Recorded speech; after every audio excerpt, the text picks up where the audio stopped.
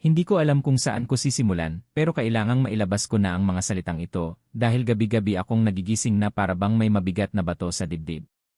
Ako si Maya, 28 anyos, isang simpleng babae na nagtatrabaho sa isang maliit na opisina dito sa Maynila. Kilala mo ba ang pakiramdam na ang puso mo ay nasa pagitan ng dalawa?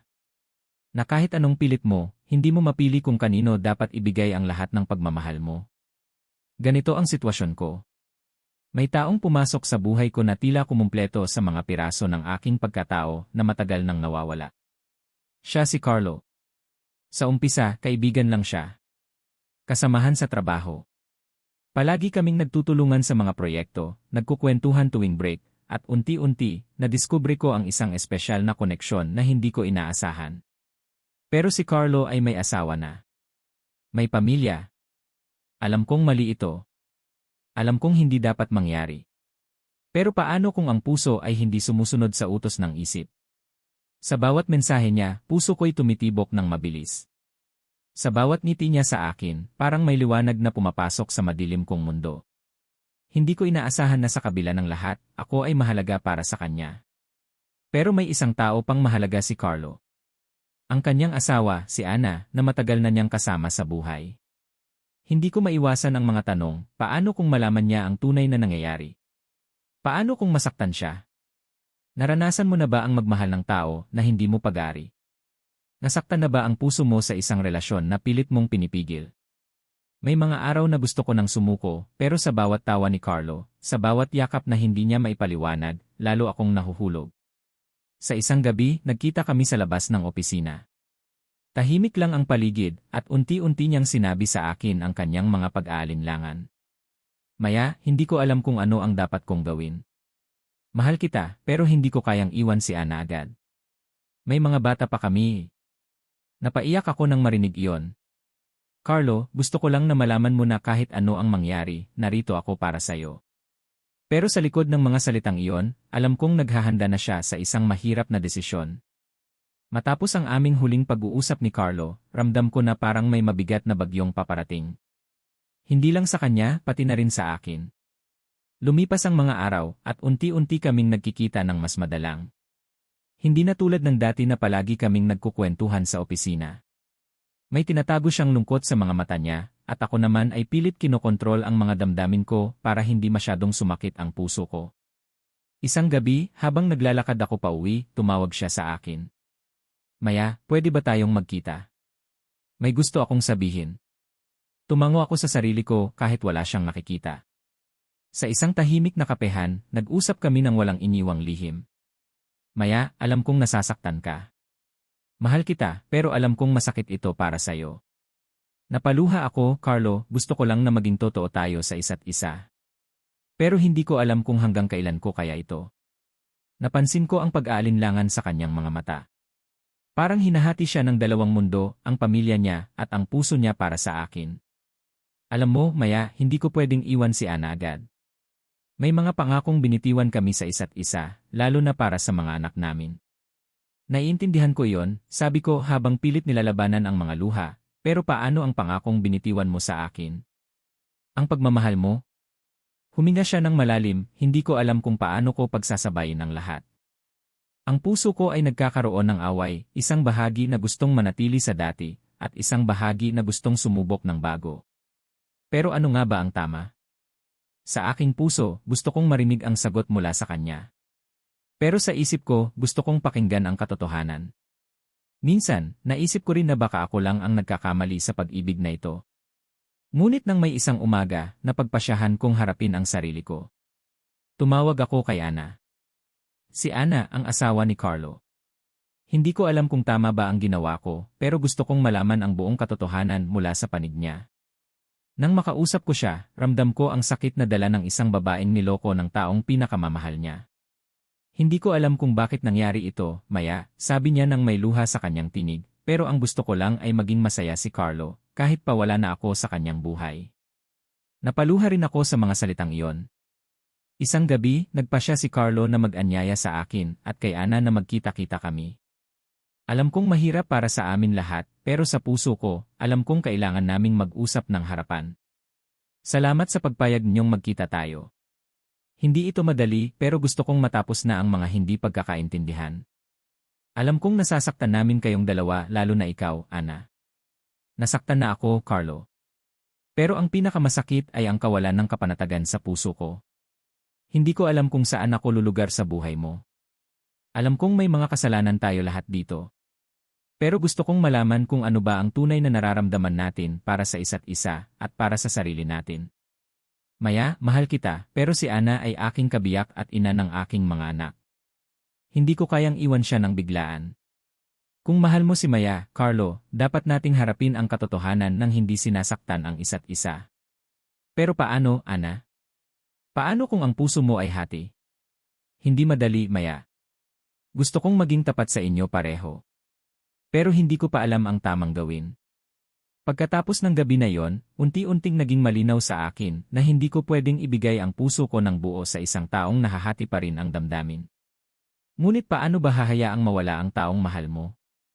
Sa mga susunod na araw, napagpasyahan kong magpahinga muna. Kailangan kong alamin kung ano talaga ang gusto ko. Napakapait ng pagdurusa, pero kailangan kong maging matatag. Matapos ang aming pagkikita-kita ni Carlo at Ana, ramdam ko ang bigat ng bawat sandali. Minsan, mag-isa akong nauupo sa kwarto, hawak ang lumang litrato namin ni Carlo, at iniisip kung ano nga ba ang tama. Carlo, mahal ko. Paano kita minahal ng ganito? Paano naging ako ang taong nasa gitna ng relasyon mo?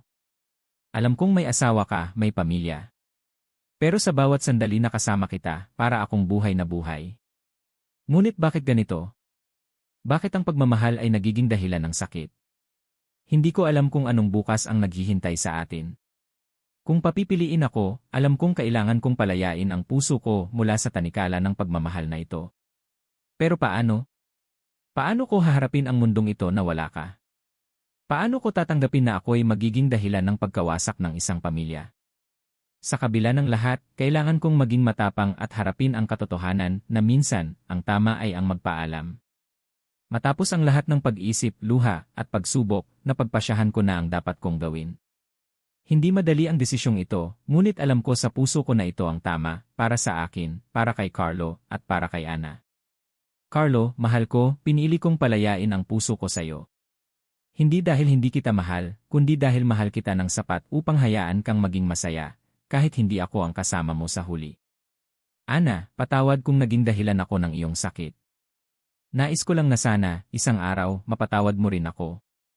Sa puso ko, nais ko ang kapayapaan para sa inyong lahat. At sa sarili ko, nais ko nang magsimula muli, isang buhay na walang pagtatago, isang pag-ibig na totoo at malaya. Si Maya pinili niya akong palayain. Hindi ko maipaliwanag ang sakit na naramdaman ko nang marinig ko yon.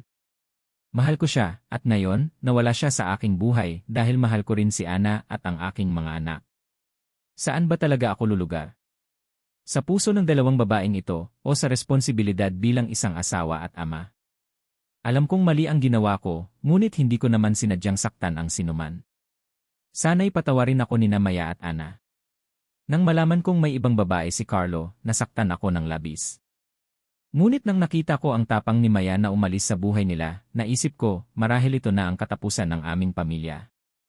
Ngunit sa puso ko, nais kong maniwala na may pag-asa pa ang aming pagmamahalan na matutunan naming magpatawad at maghilom. Ang buhay ay puno ng pagsubok at kami ay pipiliing magpatuloy para sa mga anak namin at para sa sarili namin. Liham ni Maya. Mahal kong Carlo. Maraming salamat sa mga sandaling pinasaya mo ako. Sa kabila ng lahat, naging espesyal ang bawat araw na kasama kita. Ngunit ngayon, kailangan kong palayain ang sarili ko. Kailangan kong magmahal sa sarili ko bago pa man mawala ang sarili ko sa pagmamahal sa iba.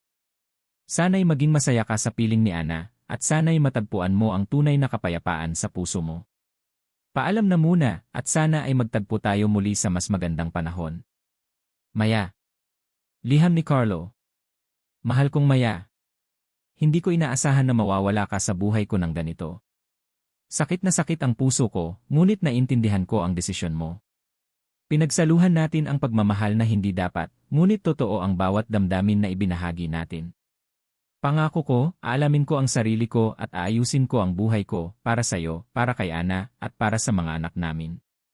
Maraming salamat sa pagmamahal at sa mga alaala. Carlo. Liham ni Ana. Maya. Hindi madali ang tanggapin ang nangyari, ngunit nagpapasalamat ako sa tapang mo. Naway maging maayos ang buhay mo at matagpuan mo ang pagmamahal na hindi ka bibitbitin ng pasakit. Ako naman ay magpapatuloy sa paghilom ng aking puso at sa pagmamahal sa aking mga anak. Patawad kung may nasaktan kami sayo. Ana. Isang araw, nagkita-kita silang tatlo sa isang maliit na parke, tahimik ngunit puno ng emosyon. Maya, huminga ng malalim, Ana, Carlo, salamat sa pagpayag ninyong magkita tayo. Gusto ko lang talagang magkausap tayo ng tapat, nang walang pagtatago. Salamat din, Maya. Mahirap man ang pinagdaanan natin, gusto kong malaman mo na pinatawad kita. Pareho kayong mahalaga sa buhay ko. Sana'y magkamit tayo ng kapayapaan, kahit iba ang landas na tatahakin natin. Patawarin niyo ako kung naging dahilan ako ng sakit, pero masaya akong nakilala ko kayo. Sa kabila ng lahat, natutunan ko ang tunay na kahulugan ng pagmamahal at sakripisyo. Sa pagtatapos ng araw na yon, nagpaalam silang may pag-asa sa puso. Hindi lahat ng kwento ng pag-ibig ay nagtatapos sa pagsasama. Minsan, ang tunay na pag-ibig ay ang pagpapalaya. Sa wakas, natutunan kong mahalin ang sarili ko. Ang sakit na dinanas ko ay hindi naging hadlang sa aking paglago. Sa bawat luha, may aral na aking natutunan. At sa bawat paalam, may bagong simula. Hindi madali ang magpatawad sa sarili, lalo na kung may nasaktan ka. Ngunit salamat kay Maya at Ana, natutunan kong ang pagmamahal ay hindi lamang tungkol sa sarili, kundi pati sa iba. Ngayon, handa na akong harapin ang buhay ng may buong puso at responsibilidad. Ang pagtanggap at pagpapatawad ang pinakamahirap na hakbang sa paghilom ng puso. Ngunit sa kabila ng lahat, may pag-asa pa rin. Ang buhay ay patuloy at kasama dito ang pag-ibig na may katapatan at pag-unawa. Matapos ang sakit at pagdurusa, unti-unti siyang natutong bumangon at tanggapin ang kanyang sarili. Hindi madali ang maghilom. Ngunit sa bawat araw, natututo akong mahalin ang sarili ko ng higit pa. Sa pagtanggap sa nakaraan, nabibigyan ko ang sarili ko ng pagkakataong maging masaya muli. Isang araw, nakilala niya si Marco, isang mabait at mapagmahal na lalaki na hindi nagtanong ng masyadong marami, kundi tinanggap siya kung sino siya. Maya at Marco sa isang parke, naglalakad. Maya, gusto kong malaman mo na nandito ako para sa'yo. Hindi ko kailangan ng perfect na kwento, gusto ko lang ikaw ang kasama. Salamat, Marco. Natutunan ko ng maging matatag at handa na akong magtiwala ulit. Maya, gusto kong malaman mo, wala akong inaasahan kundi ang maging totoo sa'yo. Salamat, Marco. Sa tagal ng panahon, natutunan kong ang pag-ibig ay hindi laging perpekto, pero pwede pa rin maging totoo at masaya. Si Maya naglakad-lakad muna sa tabi ng ilog para magmuni-muni. Sa bawat araw na lumilipas, nararamdaman ko ang bagong sigla sa puso ko. Hindi na ito yung pag-ibig na puno ng pasakit, kundi isang pag-ibig na nagpapalaya. Natutunan kong mahalin ang sarili ko, at ngayon ay handa na akong magmahal muli ng buong tapang at bukas na puso. Maya, alam kong hindi naging madali ang mga pinagdaanan mo. Pero nandito ako, handang sumuporta sa iyo sa bawat hakbang. Salamat, Marco. Natatakot pa rin ako minsan, natatakot akong masaktan ulit. Natural yan. Pero hindi kita iiwan. Magkasama tayo sa laban na ito. Ang pag-ibig ay hindi laging madali. Minsan, kailangan nating harapin ang mga takot at pangamba, pero kung may tunay na pagmamahal, lahat ng iyon ay kayang lampasan. Maya, sa kabila ng lahat, ikaw ang nagbibigay liwanag sa buhay ko. Marco, salamat sa pag-alalay sa akin sa bawat hakbang ng aking buhay. Hindi ko inakalang muling madarama ang ganito. Maya at Marco nagluluto sa kanilang maliit na kusina, nagtatawanan. Teka, Marco. Nasusunog ang niluluto mo. Hahaha, di ikaw naman ang magturo sa akin. Ang pag-ibig ay hindi laging madali, pero ito ang nagbibigay kulay sa aking mundo. Maya, alam kong marami na tayong pinagdaanan. Pero hindi kita iiwan, kahit ano paman. Marco, natatakot ako. Natatakot akong masaktan ulit, pero naniniwala ako sa atin. Kapit lang tayo. Magkasama tayo sa lahat ng ito. Maya nag-iisip habang nakatitig sa labas ng bintana. Sa kabila ng takot at pangamba, mas pinipili ko ang pagmamahal kaysa panghinaan ng loob. Maya, gusto kong magkaroon tayo ng pamilya balang araw. Sana ay makasama kita sa bawat yugto ng buhay. Marco, kahit anong mangyari, gusto kong maging matatag tayo at harapin ang lahat ng magkasama. Maya nagmumuni-muni habang naglalakad sa parke. Hindi ko inakalang muling madarama ang ganito kalalim na pagmamahal. Sa piling ni Marco, natutunan kong muli ang kahulugan ng tunay na pamilya, hindi perpekto, pero puno ng pagmamahal. Natutunan kong ang tunay na pag-ibig ay ang pagkapit sa isa't isa, lalo na kapag mahirap. Sa bawat araw na kasama ko si Marco, natututo akong magtiwala at magmahal ng buong puso.